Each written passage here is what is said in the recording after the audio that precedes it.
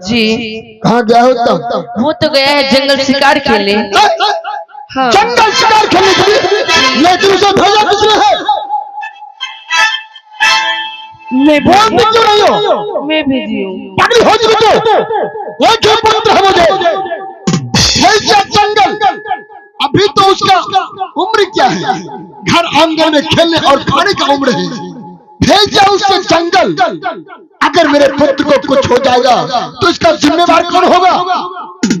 स्वामी जी मैं उसे जंगल जाने के लिए आदेश नहीं दे रही थी। फिर कैसे क्या हुआ? उसने तो मुझे मरने का धमकी दे दिया। हाँ मरने का धमकी दे दिया? जी। खैर कोई बात नहीं महारानी, मेरा पुत्र उत्तम जरूर आएगा। हाँ। जाओ राजमहल में आराम करो। जंगल गए मैं दरबार में बैठकर उत्तम का इंतजार करता हूँ। वो अवश्य आएगा।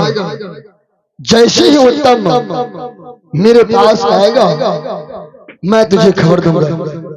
समझ गई? स्वामी जी आप महल में बैठकर बेटा उत्तम का इंतजार कीजिए। जैसे आएंगे अपना बेटा उत्तम को अपने गोद में बैठा लेंगे स्वामी जी। क्यों नहीं? और एक बात याद रहे, अपना बेटा उत्तम के सिवा आपके गोद में कोई दूसरा लड़का नहीं बैठना चाहिए। महारानी अजीब बात करती हो। जिस वक्त मुझे कोई संतान नहीं था, राज्य के लोग मुझे निपुत्र राजा कहकर पुकारते थे। उस वक्त मैं किसी गैर लड़की को अपने गोद में कभी नहीं बैठाया। अब तो मुझे इकलौता पुत्र उत्तम कुमार हो चुका। हाँ। उत्तम कुमार के सिवा मेरे गोद में और कौन बैठेगा? वही मैं आपको बोल दी स्वामी जी। तुम्हें जा रही है माल में आज मैं आपके लिए आज मैं अपने गरम गरम हाथों से गरम गरम में कॉफी बना के रखूंगी। ठीक है बना के रखना, मैं अगर पीऊंगा। ठीक है? हाँ ठीक है। तो खराब है। जाऊं क्या? जाओ स्वामी जी ठीक है। जाओ। हेलो, ना जाने मेरा पुत्र इस वक्त जंगल में है या जंगल से आ रहा है। हेलो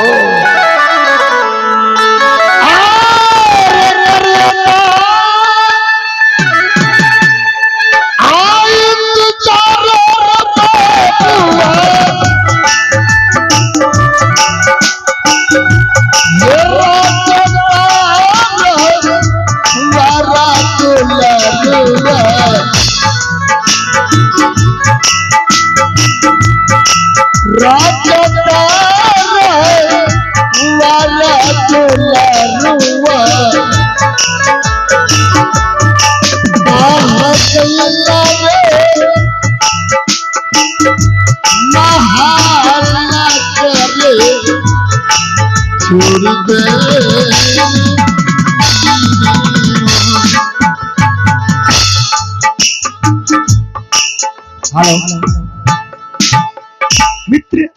हाँ मित्र जी। ये चलते चलते हम लोग कहाँ तक आ गए? ये तो अपना राज दरबार है मित्र जी। क्या? हाँ मित्र जी। यही आपका राज दरबार है? हाँ। वाह कितना सुंदर ये राज दरबार है। और राज दरबार में ऊंचे सिंहासन पर जो बैठे हुए हैं ये कौन है मित्र? ये अपना पिताजी है मित्र जी। क्या आपका पिताश्री है? हाँ मित्र जी। वाह आपका पिताश्री तो देखने में साक्षात भगवान विष्णु की तरह लगते हैं। क्यों नहीं मित्र जी? प्रणाम पिताजी। जी चाहता है इनके चरणों में जाकर प्रणाम करूं। ओम नमः भगवते वासुदेवाय नमः। ओम नमः भगवते वासुदेवाय नमः। ओम नमः भगवते वासुदेवाय नमः।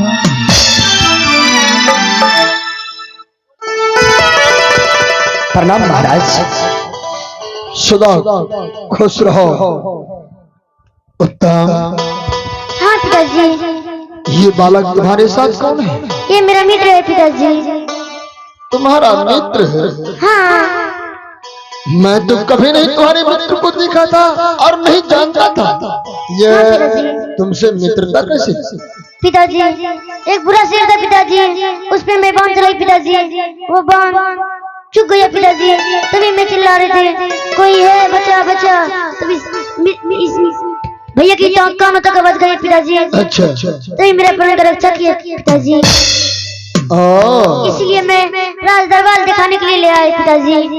अच्छा देखा, बच्चों को कभी माता पिता की बात काट कर कहीं नहीं जाना चाहिए। हाँ पिताजी। आज तूने माँ की आज्ञा को टाल दिया, कितना बड़ा दुख का सामना करना पड़ गया। हाँ पिताजी। अगर ये बालक जंगल में नहीं होता, मैं तो अपने पुत्र से हाथ धो बैठता। बताओ उत्तम, तुम्हारे बिना मैं कैसे जीता? लेकिन पुत्र उत्तम, हाँ पिताजी। एक नेक काम करके तू नहीं आया है। जिन बालक ने तुम्हारे प्राण का रक्षा किया, उनके साथ दोस्ती करके राजमहल दिखाने के लिए लाया है। हाँ पिताजी। जो राजकुमार को करना चाहिए वही तूने किया है। लेकिन मैं इसका नाम पता पूछ सकता हूँ? क्यों नहीं पिताजी? मित्र जी। बालक। हाँ महाराज। कहाँ घर है तुम्हारा? मेरा घर जंगल में पड़ता है। जंगल में? जी महाराज। और तुम्हारा नाम क्या है? मेरा नाम भक्त ध्रुव कुमार है। ध्रुव कुमार, भक्त ध्रुव, अति सुंदर। कितना सुंदर होगा तुम्हारा माता पिता जो इतना सुंदर नाम रखा है। देखने में भी भक्त के समान लगती हो, और तुम्हारा नाम भी भक्त ध्रुव है। बालक ध्रुव। जी महाराज। आओ मेरे गोद में बैठो। उत्तम। हाँ पिताजी। नित्य दिन तुम मेरी गोद में अकेले बैठता था। हाँ पिताजी। आज मित्र सहित मेरे गोद में बैठो, मेरे अरमान को पूर्ण करो मेरे लाल। क्यों नहीं पिताजी? मित्र जी चलिए पिताजी की गोद में बैठते हैं मित्र जी। नहीं मित्र। क्यों मित्र जी? मैं आपके पिताश्री की गोद में बैठने का योग्य नहीं हूँ। क्योंकि महाराज के शरीर में राजशाही पोशाक पीताम्बरी पहना हुआ है, और मेरे शरीर में मिट्टी और धूल है, इसलिए मैं नहीं बैठ पाऊंगा। जी महाराज। ये तुम क्या कह रहे हो? जानते हो, बच्चे अगर मैले कुचले भी हो, धूल मिट्टी कीचड़ भी शरीर में लगा हो, अगर वो बच्चे दौड़ता हुआ माता पिता के पास आ जाए तो माता पिता उसे प्यार से उठाकर गोद में लेता है और दुलार और प्यार करता है। इसलिए बच्चों से कभी माता पिता का वस्त्र गंदा नहीं होता। आओ निसंकोच मेरी गोद में बैठो, मेरे अरमान को पूर्ण करो बच्चे।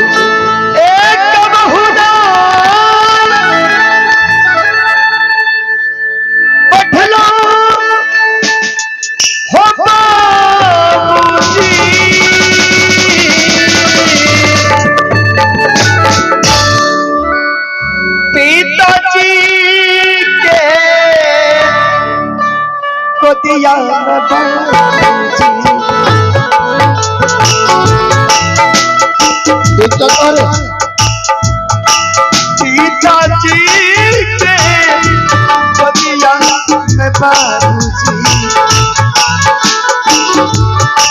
नहीं देखलो पिता जी के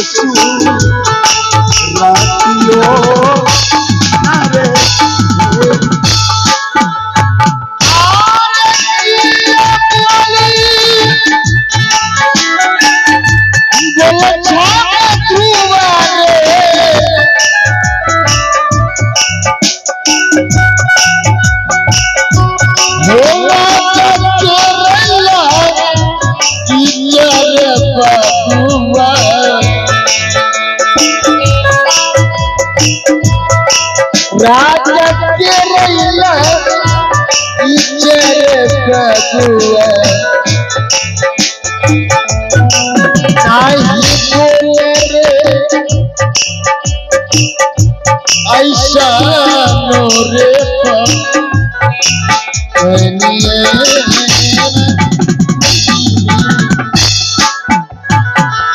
बालक ध्रुव, क्या कहा तू? कभी अपने पिता को नहीं देखा है, ना कभी पिता का प्यार पाया है।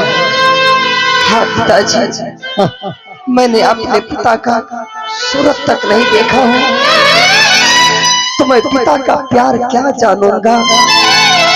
ध्रुव, वो पिता अभागा होगा जिन्होंने तुम ऐसे बालक को कभी गोद में नहीं लिया हो। कोई बात नहीं बच्चे, जब मेरे पुत्र का तुम मित्र हो तो पुत्र के ही समान हो। आओ निसंकोच मेरे गोद में बैठो, मैं तुम्हें पिता का प्यार दूंगा। क्या आप मुझे पिता का प्यार देंगे? हाँ बालक, आओ। ठीक है, आज दिन से मैं आपको तब पिता पिता ही कह करके पुकारूंगा। क्यों नहीं, आज से बहाना छोड़ और मेरी गोद में बैठो। एक खुशी मन से बैठा भाई हो बाबूजी,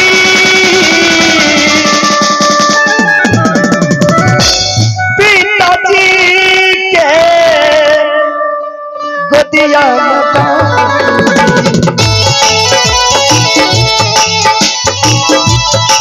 पिता जी के गोदिया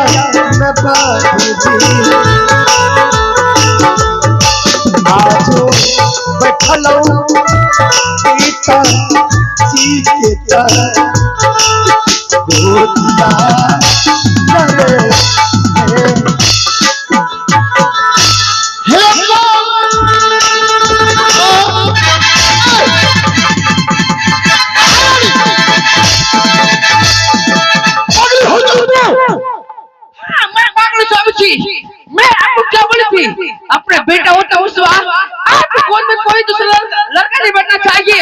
ये लड़का कौन है स्वामी जी?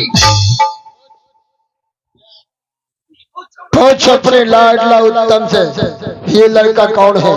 अरे उत्तम, हाँ माँ। ये कौन है रे? ये मेरा मित्र है माँ। तुम्हारा मित्र है? हाँ माँ। जंगल जाने से पहले तुम्हारा कोई मित्र नहीं था और जंगल से आए हो और कहता है ये मेरा मित्र है। ये कैसे है तुम्हारी दोस्ती? ये क्या बताएगा? मैं तुम्हें बता रहा हूँ।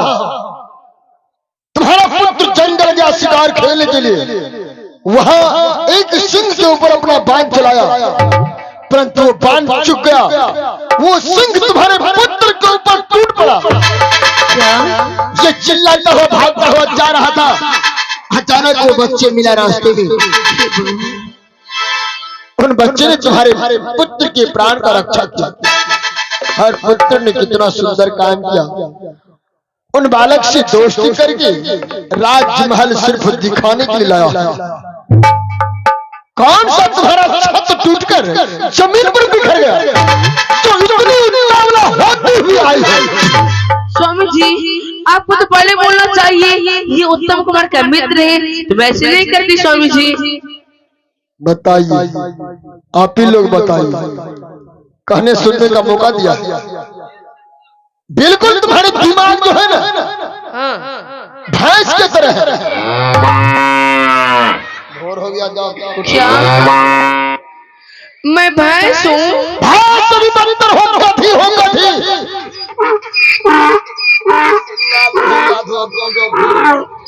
मैं गधी हूँ।